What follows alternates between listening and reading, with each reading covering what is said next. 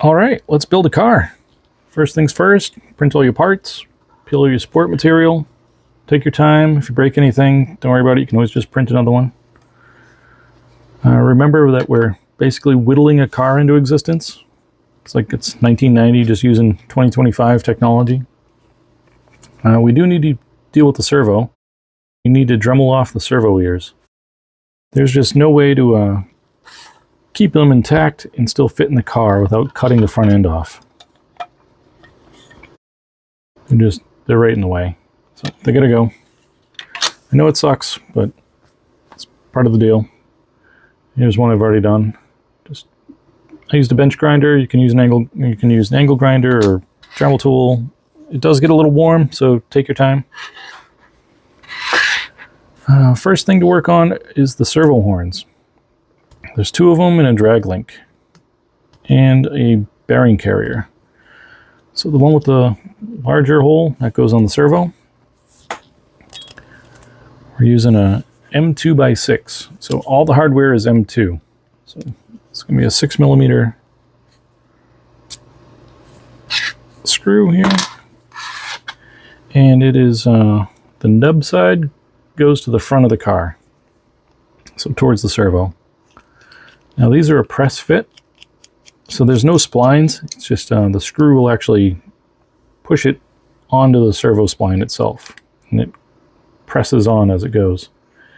But you do want to make sure that it's not leaning one way or the other. So if you see it leaning, just give it a little tug. And once you start getting it threading in, it should peel itself back in. And when it bottoms out, just give it a little quarter turn after. And you'll be good to go there. 3D printers are great at making square things, not great at vertical round things. So that's why we have a bearing carrier for the slave servo horn. And that slots into this little square here.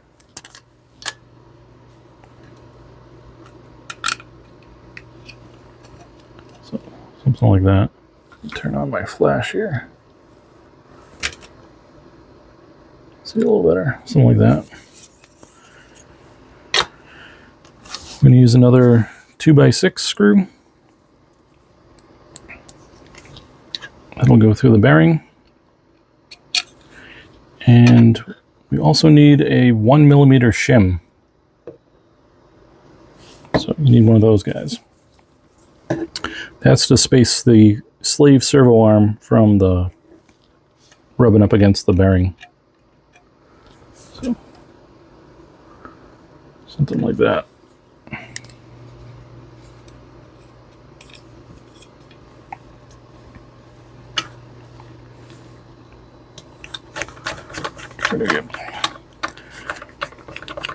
Now you want to snug it up. Like, remember, this is 3D print material, it's not aluminum, so don't crush it. Just get it snug, make sure it's still free. Shouldn't be sloppy. To put the servo in, I kind of make a little bow shape with the servo wire. So something like that. And there's a groove down here for the servo wire to sit. I don't know if you can see it or not.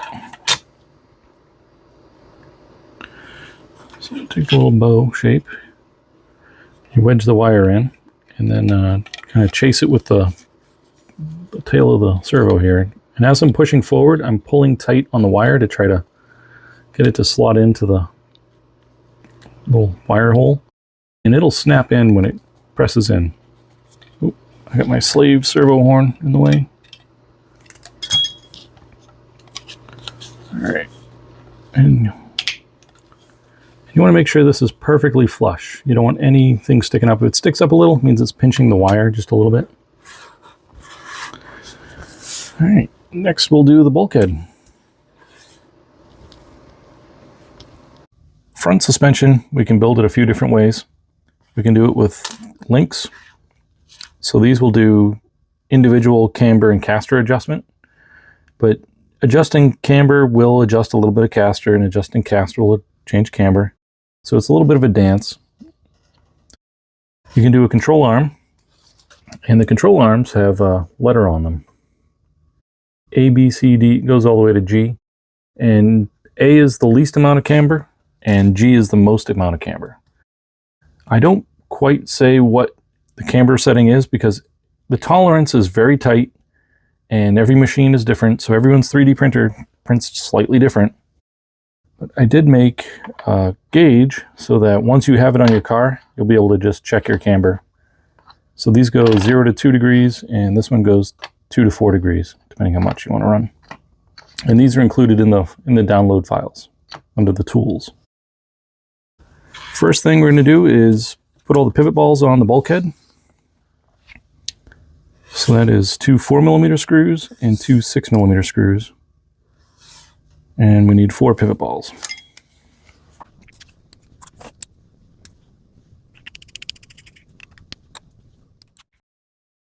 Once you have everything assembled, I like to just give them a little quarter turn. Try not to grab them too tight. You don't want to mar them up.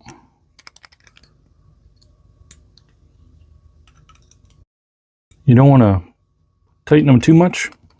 I can't say it enough. This is just 3D print material.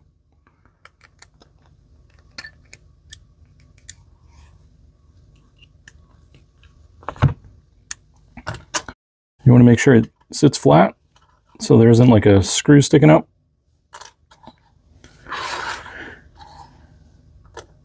And we're going to take 3 more 6mm screws, countersinks, and we're not going to torque them down, we're just going to get them a little snug. You can strip 3D print material if you reef on it, so you'll kind of get a feel for it.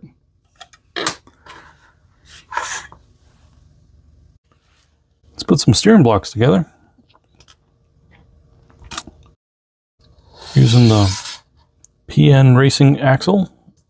I go for the 3mm version because it lets me use the same rear axle bearings as front bearings. We're going to use a M2x6. And the front axle has a little flat spot to it. And that lines up with the steering block. So I try to get it started. And if it's twisted, when you start trying to screw it in, just give it a little twist back.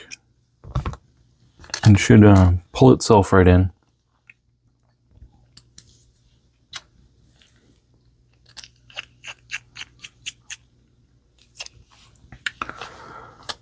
So only about half, so the little lip here, about half of it is going to get sucked into the knuckle and half will still be sticking out.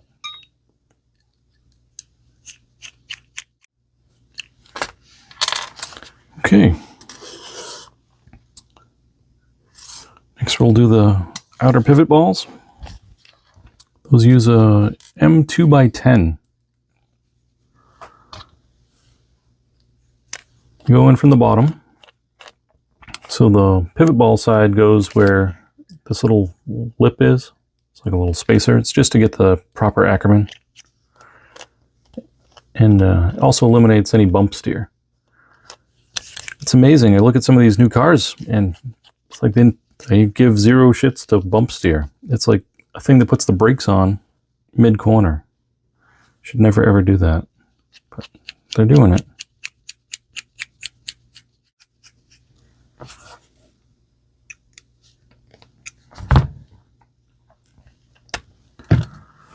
Something to note on the steering block is there's a larger hole than there should be. And that is for the PTF tube can actually go inside up. I think it goes 2mm in. And that's so you can adjust front droop. If you couldn't adjust the height of the kingpin, you'd never be able to adjust that. All right. Take our kingpin. You want to test fit it. And you want to make sure that it moves freely. If it's bound up at all, you want to get a 3mm drill bit and just by hand, not with a drill, just chase the hole with the drill bit just to open it up. I tried to err on the side of a little tighter than versus looser, because we can always remove material, we can't add it back in. So when I'm tightening these, I don't just send it home. I kind of test to see how much play there is, and that's basically how much front droop. Now we'll fine tune this when we're doing setup later. Just for a starting setup, you just want it so that it's not too floppy.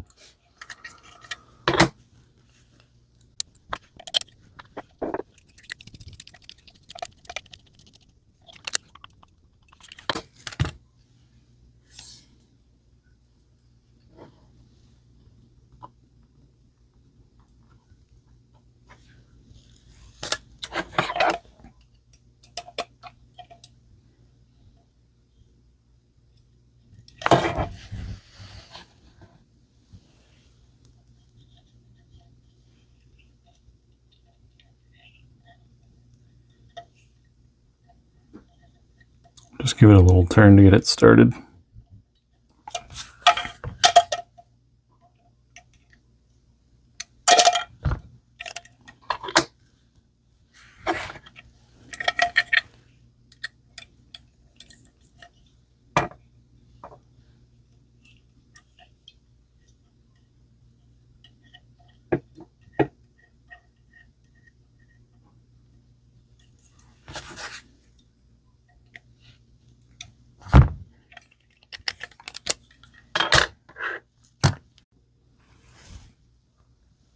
Let's put some control arms on this thing. So we got our A blocks. That's just going to be the lowest amount of camber. And there's a recessed side that has the letter showing, and then there's a flat side. These are ambidextrous, where the hole size is the same top or bottom, so you could put them on flat side up. I prefer to see the setup letter, so I'm going to use that side for the top. Oh, before I snap these in,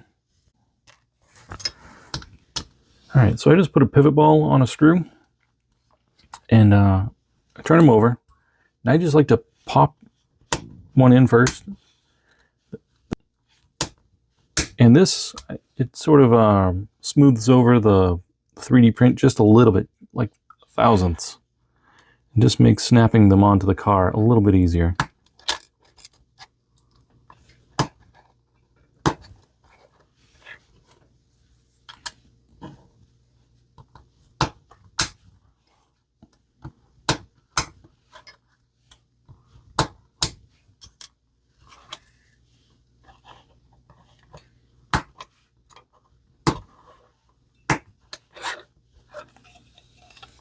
There we go, got a front end. Should have very little camber in it.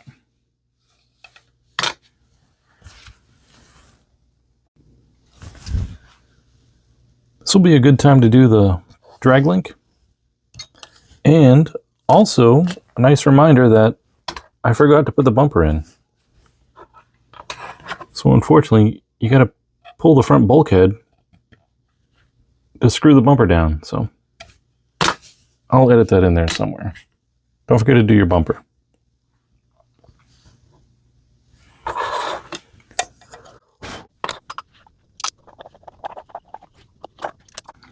It's kind of a tight fit, so you want to get both the slave and the servo horn at the same time.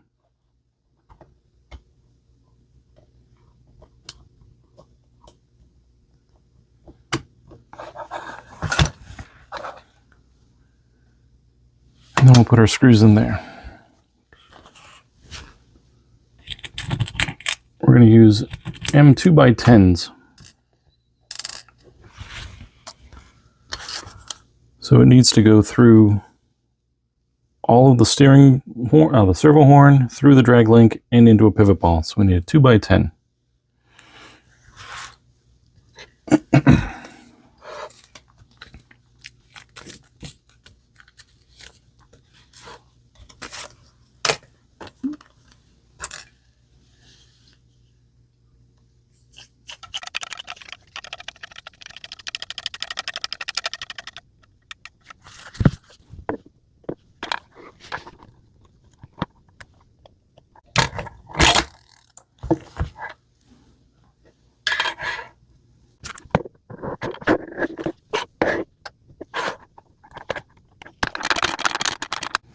So it's a little fiddly as it could possibly be. Probably should have put this on before I put the front end on.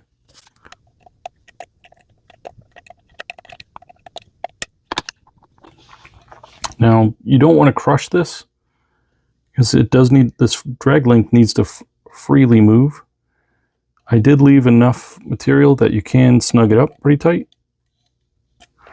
but it doesn't want to be completely squeezed into oblivion. And this is why I build on a pit towel, so that my stuff doesn't float away to under the table. You don't have to spend 10 minutes looking for it. Drop in screws, that's just how it goes.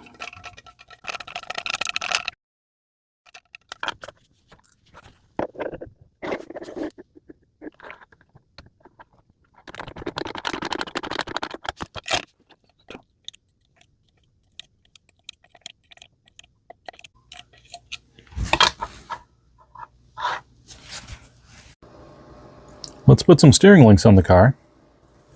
I like to use the reflex ones. I think they're just... damn flash.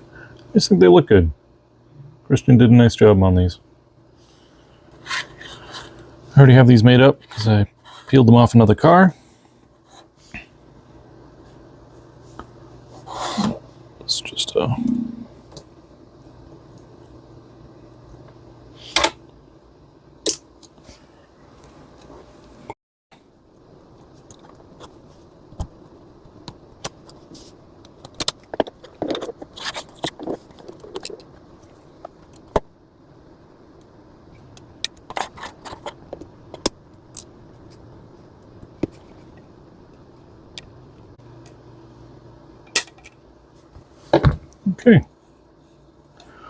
We'll keep working backwards through the car. Next up, we'll do the electronics tray. There's a few versions of this. This one's made for Hobbywing speed control and the Loco RC receiver. In the files, there's actually a version that this is all open, so you can use any brand Speedo, any receiver. So I realize not everyone wants to use the same stuff. This comes with a little battery lock, and we will use a M2x8. You can pretty much use anything longer than a 2x8. There's plenty of room. You could use a 10mm, 12mm. There's plenty of meat there to screw it in. But it has a little, so it focuses, a little tab, and that's just to let it sit. If you want to be fancy, you can put an O-ring in there and give it a little tension.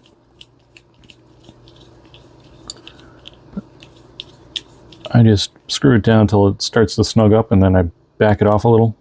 And you want to be able to turn it with your fingers. Remember, you're going to try to take the battery out of the car with this.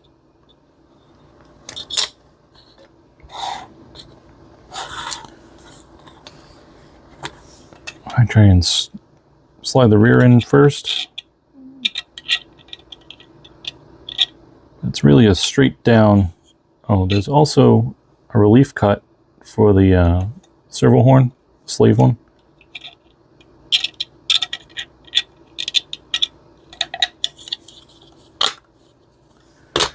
And we'll use a couple button heads to put that together. Use some 2x6s.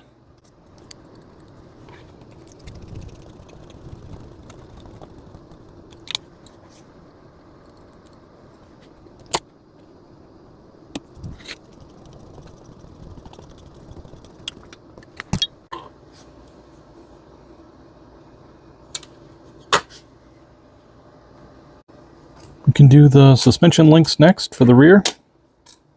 These are Amazon links for the Losi Micro B, but we have to remove the rod ends and use the reflex of the Associated and the 3.5mm button heads.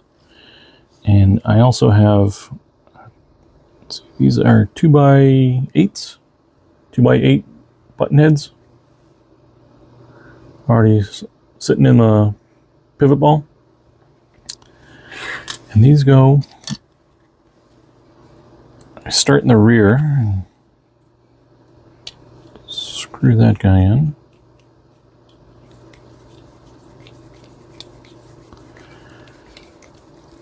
When you feel it snug up, try to lighten up. You don't want to crush this. Again, it's pretty easy to strip this stuff.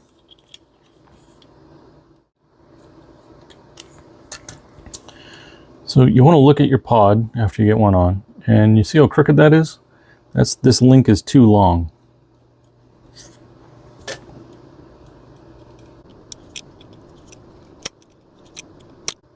Ugh, try not to slip. I'm just scratching the shit out of this thing. Still a little off. There we go. Looking nice and level. And just double check that the link still moves freely.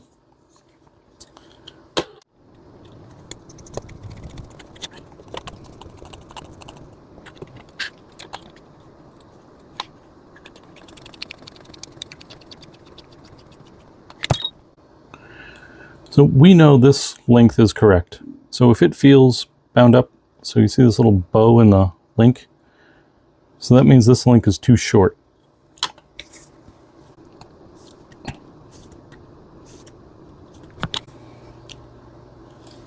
So I eyeball it at first, and then I check to see how free floating the links are. If they're really still bound up, you're still a little too tight. When these are just right, the links will freely move.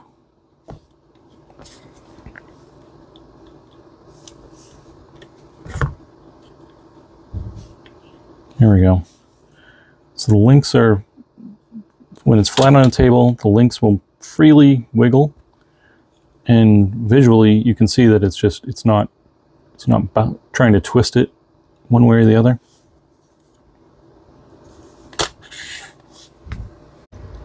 Next up, we'll do the rear pivot, and we'll do the DipStick Damper.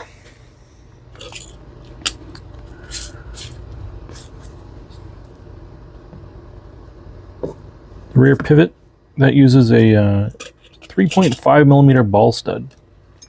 It's the one screw that's going to use a 1.5mm wrench. This goes in the back of the damper. Let's see. There's a hole back there. And you want to thread it in until it snugs up. Don't over torque it. And just run your finger over it, make sure it's not sticking out. It should be flush. The damper. So there's a reservoir, and this is where you put your diff oil. So I like to run 20K diff oil. 10K is light, that's for bouncy tracks. 30K would be pretty heavy. So any in that range, it's usually working pretty well. If your car is hopping, you go a little lighter. Really, it's a track setup thing, but 20K works good at home.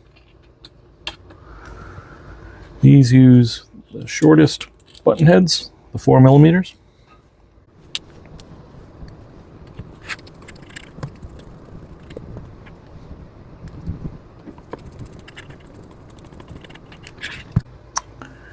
Then you're going to use a 8x10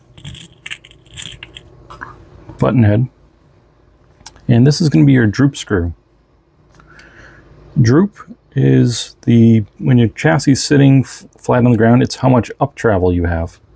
Especially if you're running on a track and you're running a spool differential.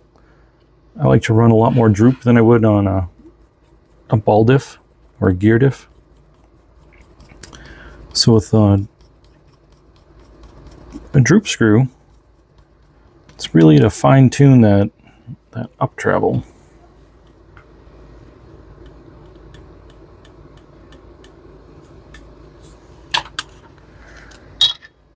Next, we can do the center spring. So we're going to use let's see what's that, an M2x16. So you can use a 2x20, you can use a 2x16. This uses a center spring.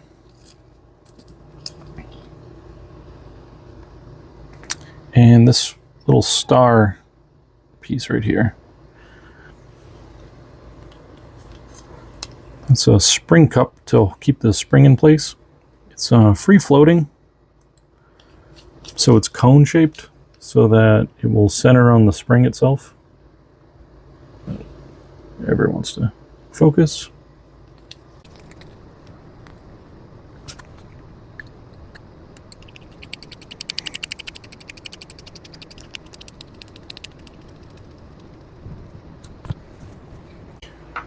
And this is designed to use any brand spring. So any springs you have in your box, you can pretty much use them for side springs or a center spring.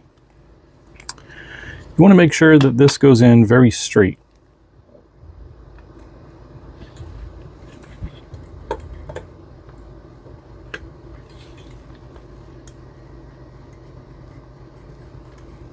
So pay attention that your angle is straight down, otherwise it might rub against the DipStick damper.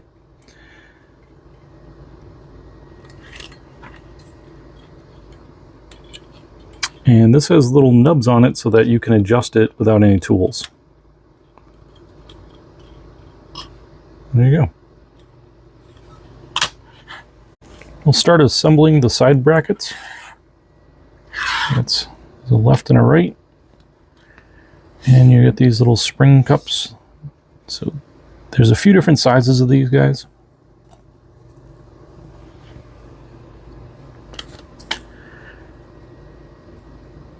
And they're designed to snap into the little cup. Gone. I'll wait till I get that assembled first. We're going to use some M2 by, let's see, these guys are 8s. We're going to use M2 by 10s. Yeah, you know what? 8s will fit. 8s are fine. It's just about how much travel there is. You want to get these started and then pay attention that they're going in really straight. Like, as far as like perpendicular, you want them at a perfect 90. And I just screw these all the way in, and it just gives you a little bit more room to screw on the spring cup. Before I screw the spring cup on, I like to just thread it. So just grab any screw.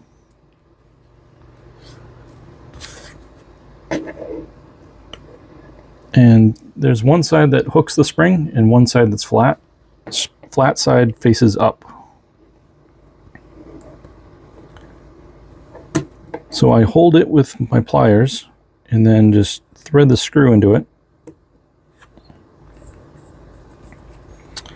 Trying to do it as straight as you can, because if it's crooked, your spring will be crooked.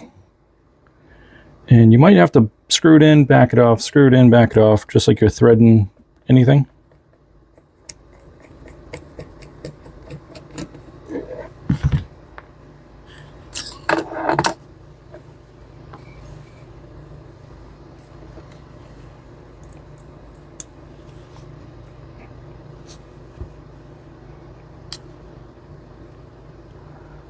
Not much to see with my big fat fingers in the way. But I get it started and then I switch over to pliers.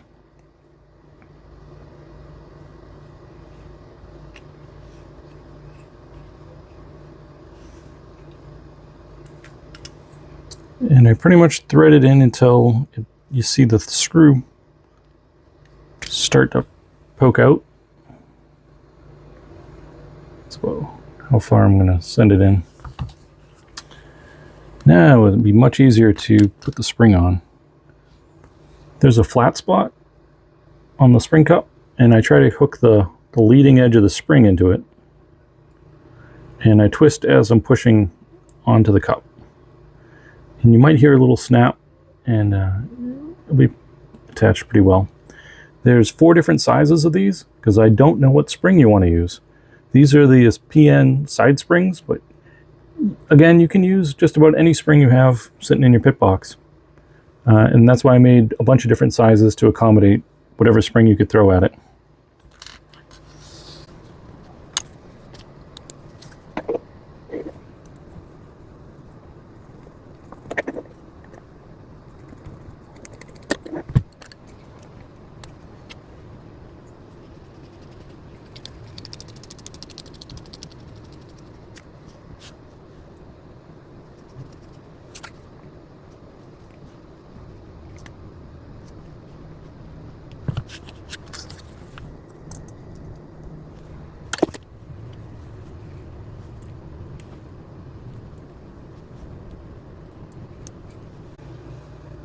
Might take a little practice to get this, but once you get the technique figured out, it's not too bad. And now you can back these off.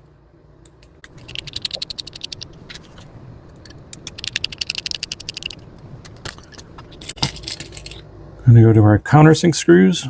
These are 2x8s. Need 4 of them.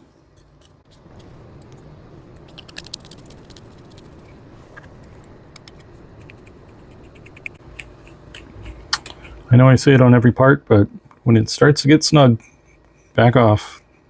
You don't want to strip this stuff.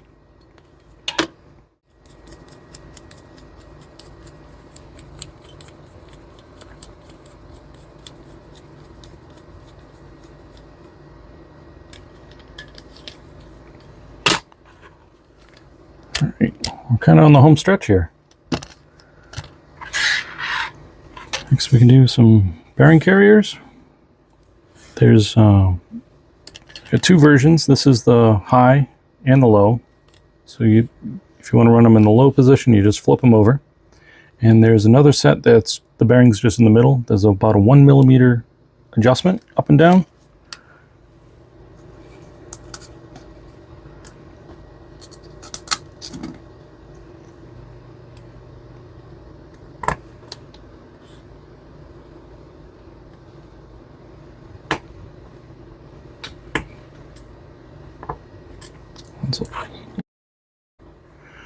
I like to run them in the high position so the bearing is sitting higher.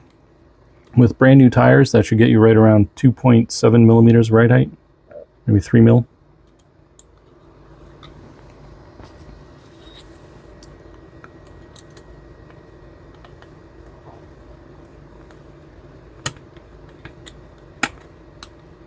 Just keep poking all 4 corners until this guy seats in.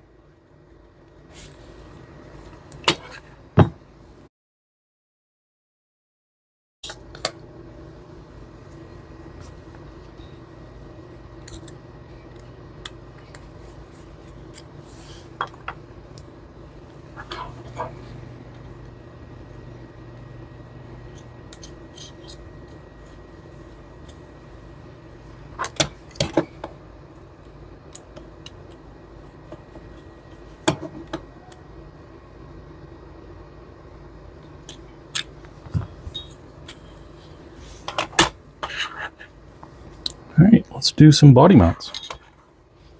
Button heads, M2x6 for the rear.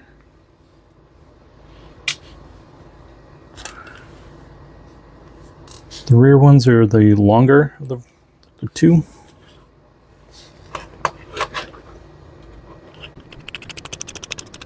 And it doesn't hurt to thread into these first, just to make it a little easier to screw in. I've already done that.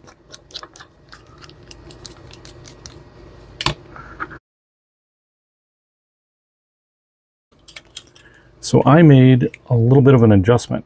So there's about 3 millimeters here. So you mount the rear body and then you find out that it's crooked a little bit one way or the other. This gives you enough play to just shimmy it back to straight. The body mounts are a bit of a tight fit, so you got to make sure that there's no flashing or anything extra. I kissed mine with a Dremel tool just right around the bottom of it. It's a tight fit otherwise.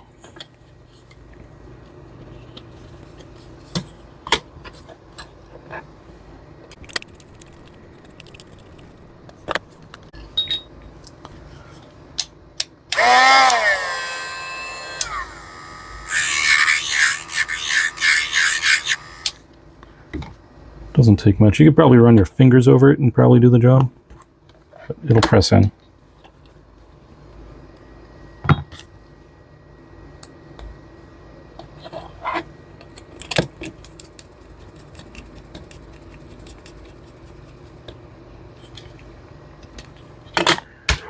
All right, back to dealing with the bumper. This, I should have put the bumper on before I put the bulkhead on. So unfortunately, that mistake's on me. This is a little tool to pop the front bulkhead, front ball studs. Just press it in and it'll pop those guys right up. And I just twist them. And I'm going to leave the outside ones attached, because I just need to get to these 3 bulkhead screws.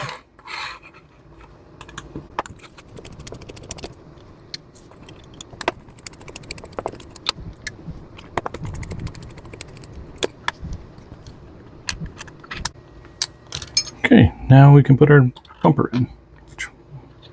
So it's going to use a M2x8 countersink.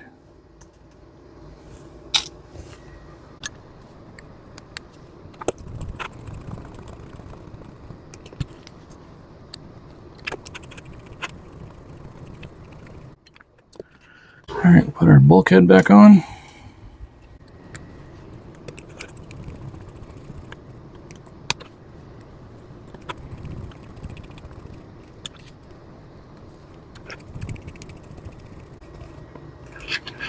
Go back and snug these up.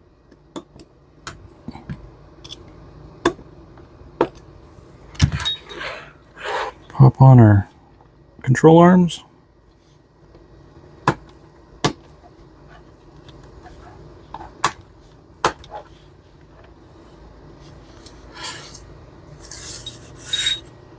And we have our race car.